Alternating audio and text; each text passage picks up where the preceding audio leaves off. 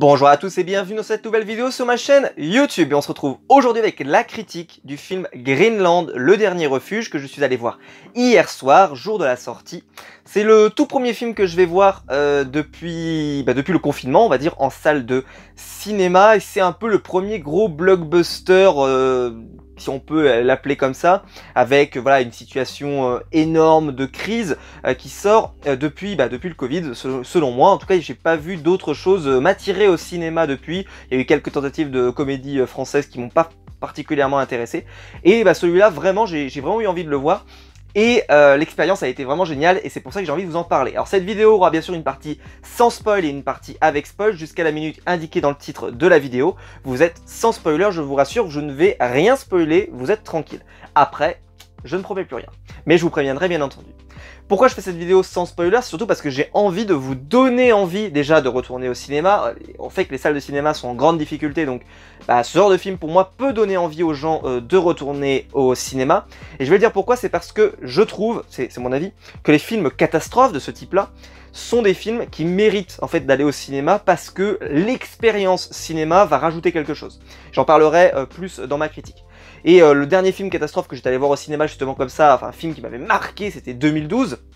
Je vous ferai d'ailleurs ce week-end une critique de 2012 pour vous expliquer pourquoi ce film est un film que j'aime beaucoup malgré les critiques et qu'il y a beaucoup de choses que j'aime dans ce film et je vous en parlerai ce week-end. Mais aujourd'hui on est là pour parler de Greenland. Donc Greenland, l'histoire elle est très simple, donc elle raconte l'histoire de John Garrity, j'ai pris quelques notes sur ma tablette, et de sa famille. Donc il a une femme et c'est son ex-femme d'ailleurs, et ils ont un enfant.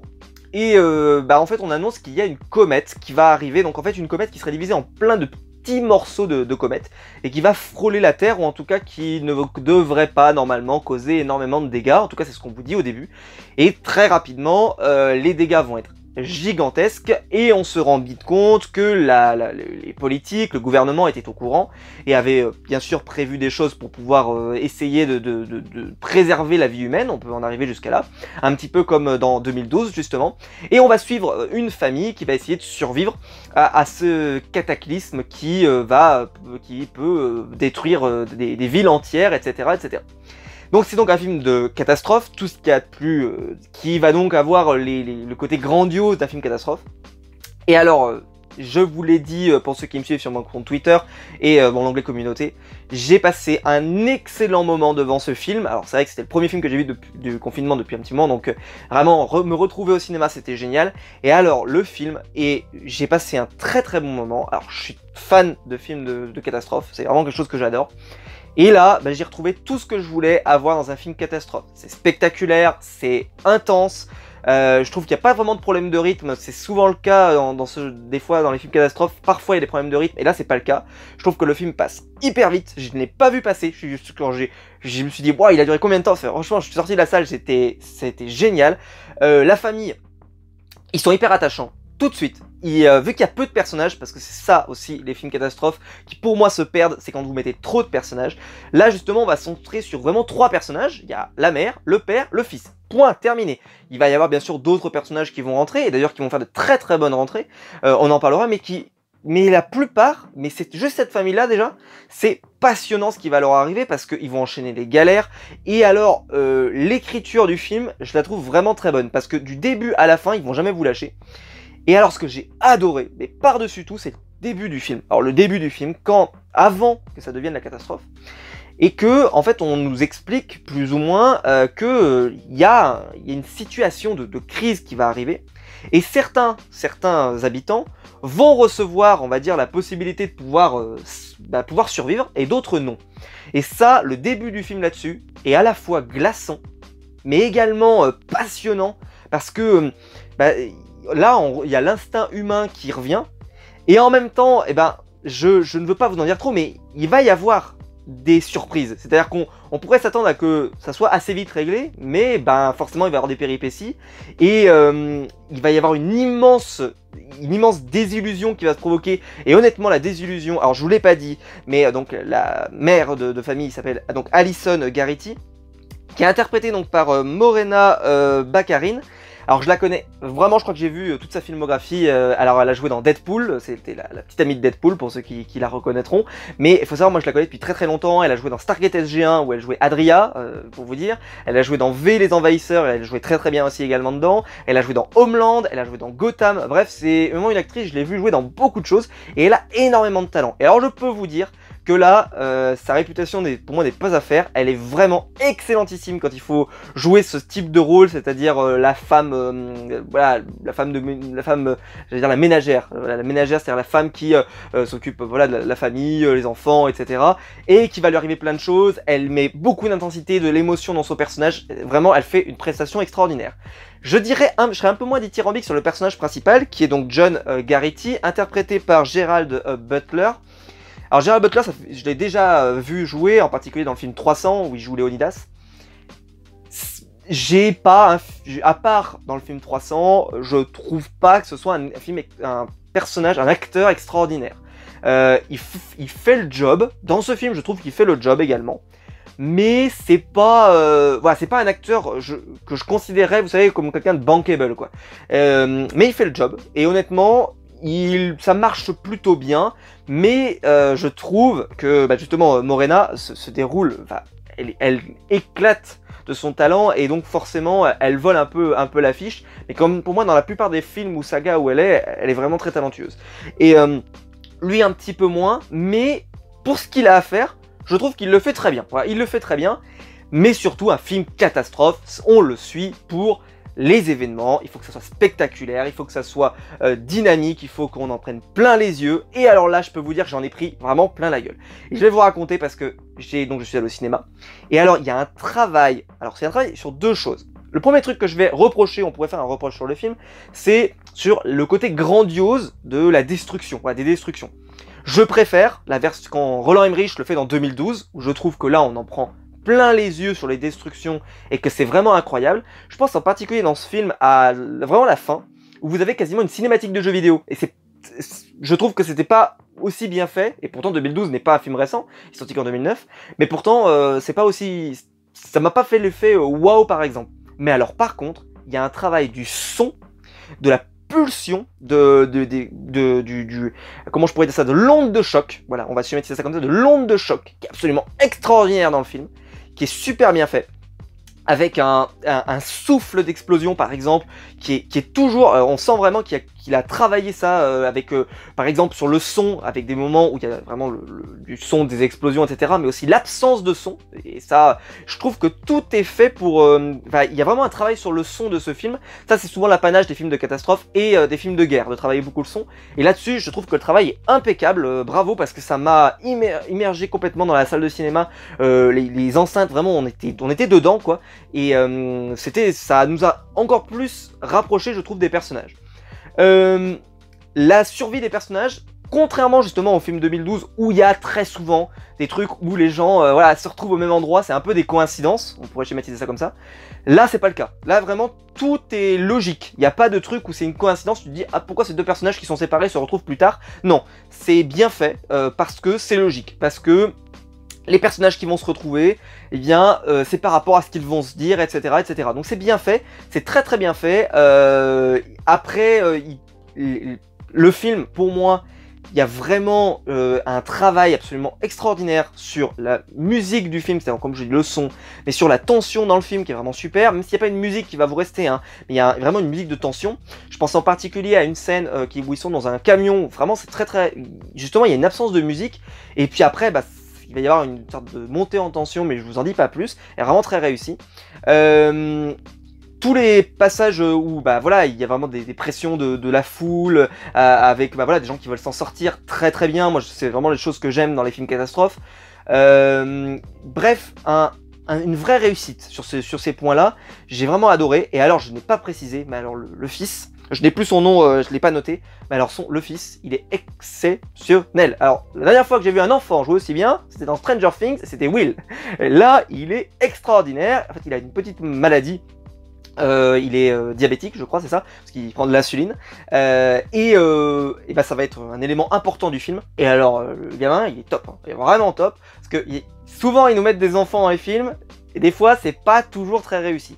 Et là, lui, il fait un super boulot. Je pense à une scène en particulier, je vous la dis pas plus, mais je vous en dis pas plus, mais il y a une scène en particulier où je l'ai trouvé vraiment super, super engageant. Il va y avoir un personnage un petit peu âgé, je vous en dis pas trop, qui va apparaître, qui avait joué dans la série Daredevil, pour ceux qui se souviennent, qui avait interprété Stick. Je trouve l'acteur toujours très très bon, et là, honnêtement, il est encore une fois très bon.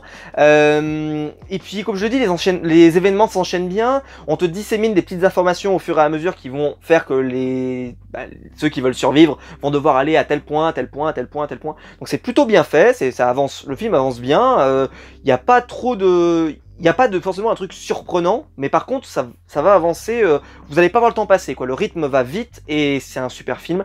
Vous allez en prendre plein les yeux, même si, comme je vous l'ai dit, les explosions sont pas incroyables, mais...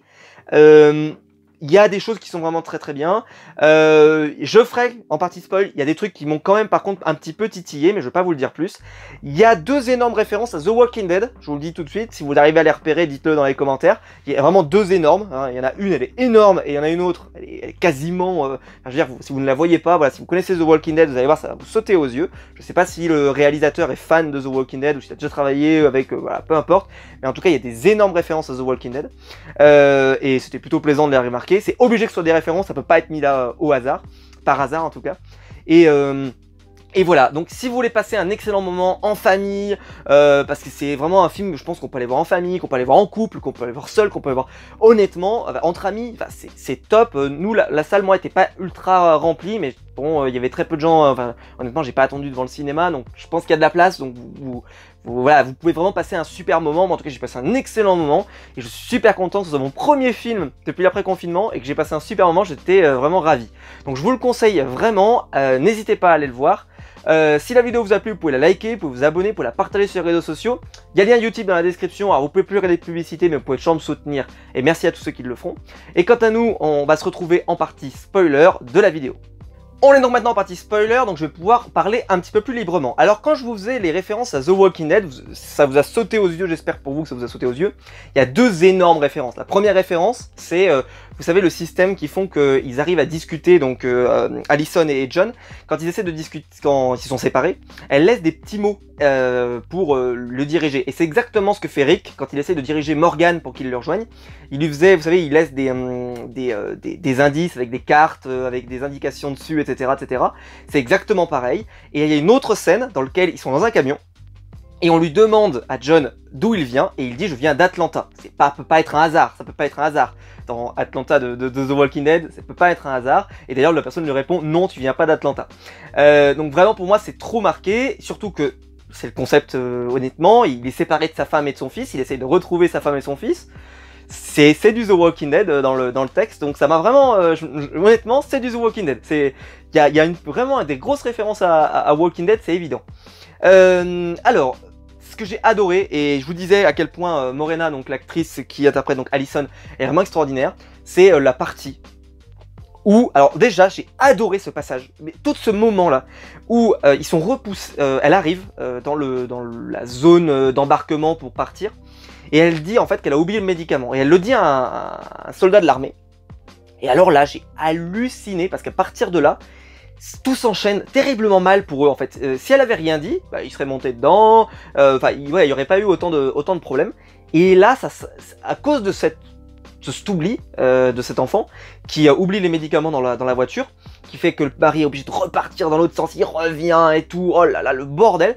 Ils n'arrivent plus à se retrouver, elle n'a pas envie qu'ils partent sans eux, donc elle dit faut le prévenir alors qu'il n'est pas encore dedans.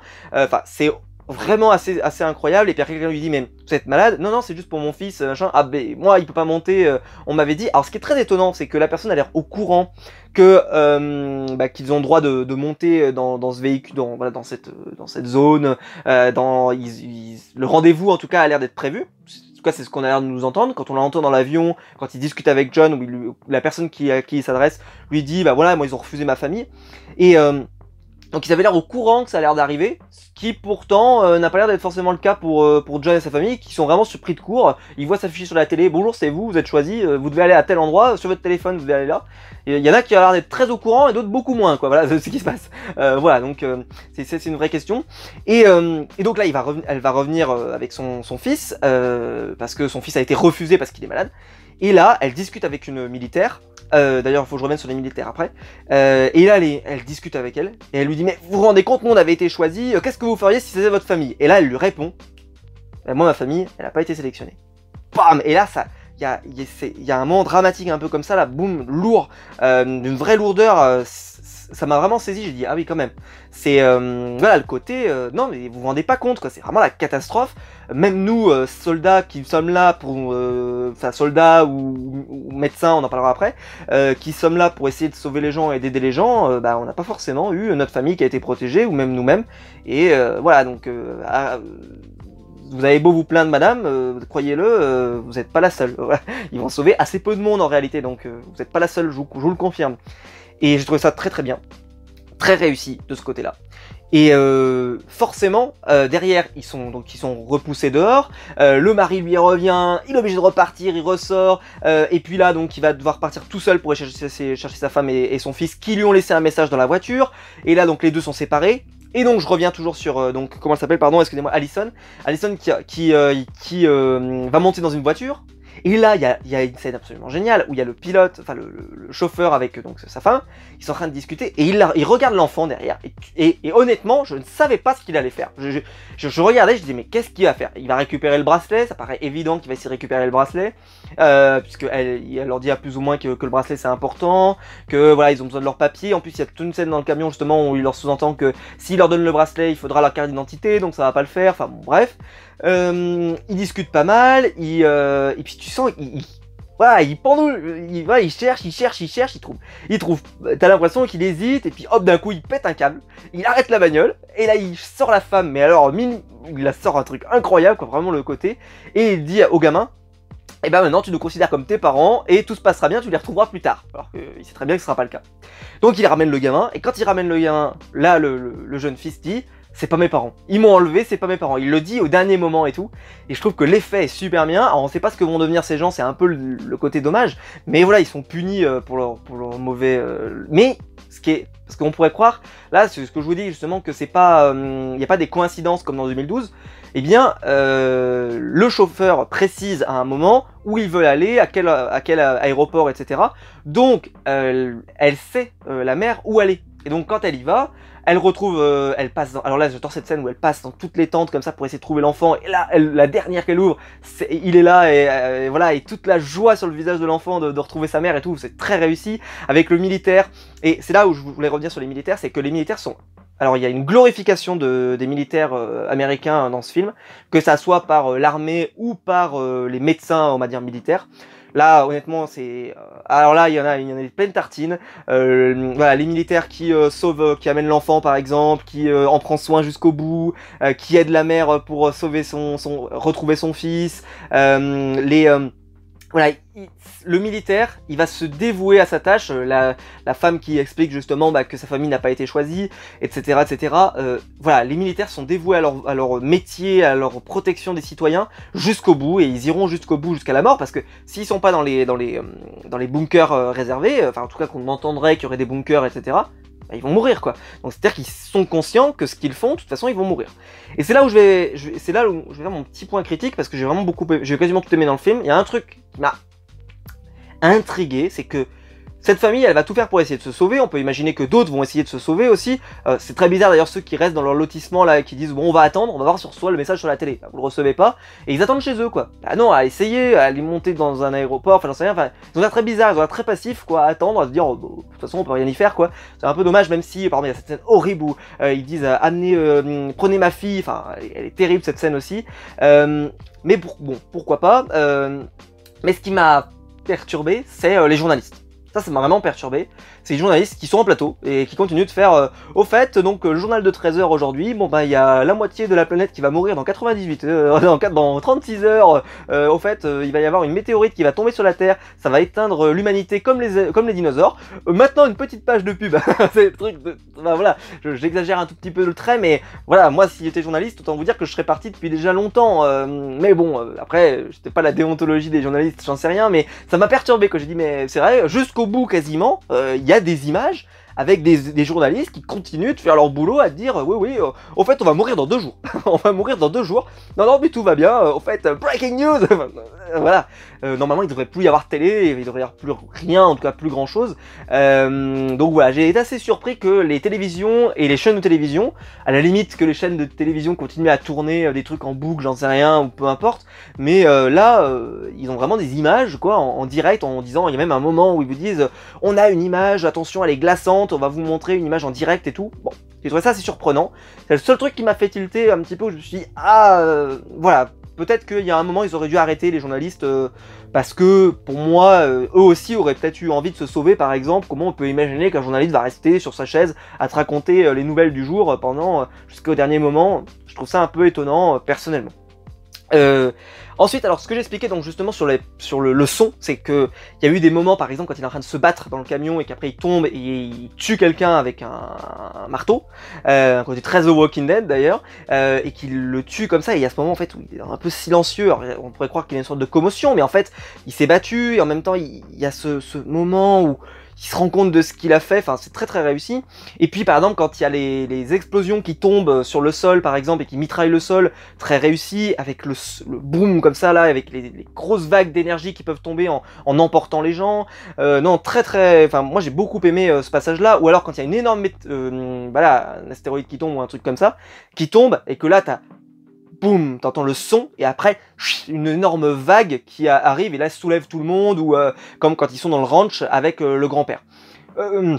Très réussi ce passage-là. Alors, ça commence vraiment comme une sorte de drame un peu familial, un peu à la 2012 d'ailleurs, où voilà, la famille s'est séparée, c'est pas très clair au début pourquoi, mais on comprend assez vite que le mec a l'air d'avoir fait une bêtise, on sait pas trop quoi, mais c'est un peu, voilà, c'est pas très précis au début, mais on comprend un peu plus avec le travail quand ils vont faire arriver donc le père, qui va arriver, donc qui s'appelle Clayton, qui est vraiment super lui aussi, vraiment top, et puis très émouvant dans sa façon de dire non mais moi de toute façon, voilà, moi je vais rester ici, je suis âgé, et voilà, ma femme est née, enfin pas est née ici, mais on a vécu toute notre vie ici, et j'ai prévu de mourir ici, je vais m'occuper des chevaux jusqu'au bout, et aussi qu'il lui fait un peu la morale sur voilà, les valeurs du couple, en lui disant que tu sais c'est pas facile, je sais, voilà, t'as fauté, on sait que lui il a l'information, qu'il a fauté, et il lui dit mais maintenant voilà, peut-être que le monde va redémarrer à zéro quoi, un petit peu à la version de 2012 où le monde redémarre à zéro, et que bah tu peux arranger les choses, c'est pas impossible. Alors que pourtant quand il le reçoit au début, j'avais l'impression qu'il le recevait un peu de façon pas très amicale, et au final bah, quand on le voit se défoncer pour sa famille, c'est peut-être l'élément qui lui manquait pour lui redire voilà, parce que quand il reçoit sa fille, c'est vraiment le rayon de soleil quoi, alors que lui, bah, vous allez dire c'est son beau-fils, hein, c'est un ex-beau-fils, donc c'est personne, mais quand même quand il lui reçoit, c'est vraiment où est ma fille quoi, où est mon petit-fils, c'est vraiment, voilà, il y a ce côté-là. Et voilà, quand ils finissent par arriver, très bien, très réussi. Et puis donc là, toute la partie après finale, où ils essayent d'arriver jusqu'à un avion, l'avion est sur le point de décoller et ils montent dedans. Scène absolument magnifique d'ailleurs qui m'a fait mourir de rire, où t'as le mec qui le regarde et il fait « Vous pesez combien ?» Et le mec il dit 70, 80, je sais plus combien il dit. Bon, 90, on 100 kilos, voilà, un truc comme ça. Bon bah vous montez mais vous ne prenez aucun bagage. Ils prennent quand même les médicaments du petit, on le constate au passage, et ils montent dans l'avion, ils arrivent jusqu'au Groenland, ce qui explique un peu le nom du film, ils arrivent au Groenland, etc. Enfin, ça s'enchaîne très vite, il faut rentrer dans le bunker, là, après, c'est un moment de tension, comme je vous dis, où les militaires sont vraiment braves jusqu'au bout, où ils disent, allez-y, attention, ça va tomber dans 30 secondes, 25 secondes, avec ce décompte qui fonctionne très bien pour mettre de la mise en tension, et ils arrivent, et là, il n'y a plus de lumière, et boum, t'entends vraiment le boom, et puis la fin avec l'ouverture de la porte qui rappelle énormément 2012 où là le monde ça fait 8 mois qu'on est confiné, hein, référence assez marrante où ils disent voilà vraiment le côté confinement, alors que je suppose qu'à ce moment là ça n'existait pas encore, on n'avait pas encore ces références là, et voilà ils reprennent l'air parce que l'air est à nouveau plus ou moins pur. Et ce que j'ai adoré, d'ailleurs honnêtement, si vous avez été passionné de cinéma, pour moi je leur ai sorti cette phrase, c'est en disant quand il y a les animaux qui reviennent, parce qu'on voit des oiseaux qui étaient partis à un moment, très très réussi cette scène d'ailleurs, où il y a un moment où il n'y a plus de bruit, parce qu'il n'y a plus d'animaux, il n'y a plus rien. Et ça j'adore, et comme je vous dis, le travail du son sur ce film est vraiment très réussi.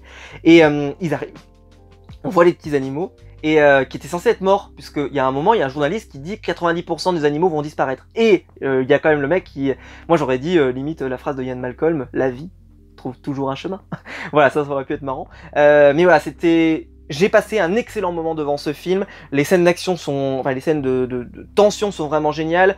Tout le passage, moi, où le gamin, il est enlevé, enfin, en fait, c'est à partir du moment où ils arrivent à l'aéroport, jusqu'au moment où ils se retrouvent dans le ranch. Alors là, moi, ils m'ont pas lâché une minute, ils m'ont pas lâché 10 secondes. Aussi, le côté très dur, par exemple, quand ils sont quand le mari est dans le camion, et que bah, c'est le Black, je connais plus son nom, Conrad, pardon, qui lui dit qu'il a une information sur un avion qui pourrait partir, et bah, il le retrouve mort, quoi. Et c'est grâce à lui qu'il va pouvoir se sauver, et voilà, c'est vraiment le côté, la réalité très dure. Alors, c'est vrai, la famille va s'en sortir. La famille va s'en sortir. Certains pourraient dire que c'est pas forcément réaliste, parce qu'ils ont rien de plus pour s'en sortir. Mais bon, forcément, c'est les héros, donc ils sont censés survivre. Sinon, quel est l'intérêt de suivre des héros qui n'arriveraient pas à leur objectif final? Ça n'aurait pas d'intérêt. Mais la difficulté pour arriver jusqu'au bout, moi, ça m'a jamais lâché. J'étais super content de les suivre dans leur aventure. Et j'avais vraiment hâte de les voir arriver et qu'ils survivent, quoi. Donc j'étais super content, donc bravo. Un super film, super tension, un bon film catastrophe comme je les aime. Donc si vous aimez ce genre de film, qui vous en met plein la vue, avec de la tension permanente, etc., bah, je pense que vous avez dû prendre votre compte. En tout cas, dites-moi dans les commentaires si le film vous a déçu. Mais pour moi, il ne m'a pas déçu. J'ai vu la bande-annonce, j'ai eu ce que j'ai dans la bande-annonce, et j'ai vraiment passé un excellent moment. L'actrice qui est de la mère, donc Morena, est excellente, vraiment super. Tout le monde se débrouille plutôt bien, le scénario avance bien. Pas trop de coïncidences, c'est plutôt le bien fait et assez malin comment ils ont réussi à faire ça, en disséminant plusieurs petits indices au fur et à mesure de l'intrigue, donc vraiment très réussi. Voilà, mais dites-moi vous ce que vous avez pensé de ce film dans les commentaires, ça m'intéresse. N'hésitez pas à liker la vidéo, à vous abonner, à la partager sur les réseaux sociaux, il y a toujours le lien YouTube dans la description, c'est pour me soutenir. Et quant à nous, bah, on se retrouve très vite pour une prochaine vidéo sur ma chaîne YouTube. Allez, ciao!